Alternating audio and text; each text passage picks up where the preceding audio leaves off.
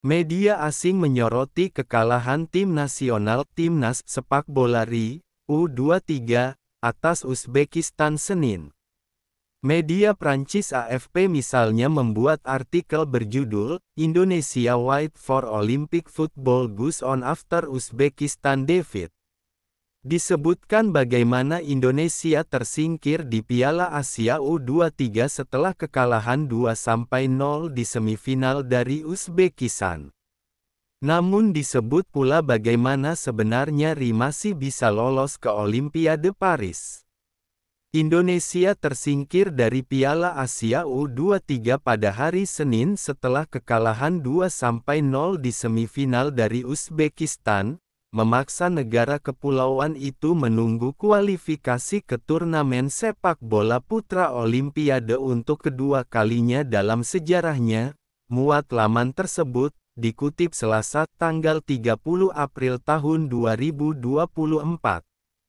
Tim Merah Putih masih bisa lolos ke Olimpiade di Paris jika mereka memenangkan pertandingan perebutan tempat ketiga melawan Jepang atau Irak akhir pekan ini, tambah media itu.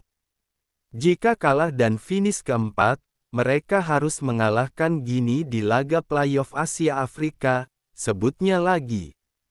Dipaparkan pula selama pertandingan bagaimana pemain Uzbekistan, Husain Norhaif memasukkan umpan silang ke antara dua pemain bertahan pada menit ke-68. Disebut pula ada gol bunuh diri yang dibuat pemain RI, Pratama Arhan.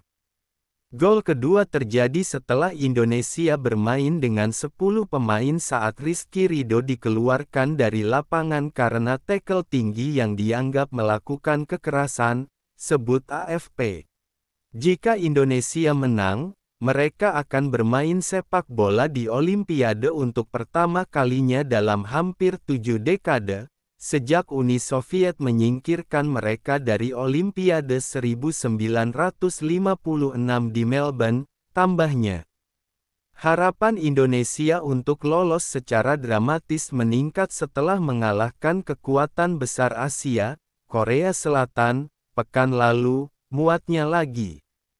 Adalah pelatih asal Korea Selatan, Shin Tae-yong, yang memimpin Indonesia meraih kemenangan untuk mencegah negara asalnya lolos ke Olimpiade untuk pertama kalinya sejak tahun 1980-an, tutup laman itu. Wallahu a'lam bishawab.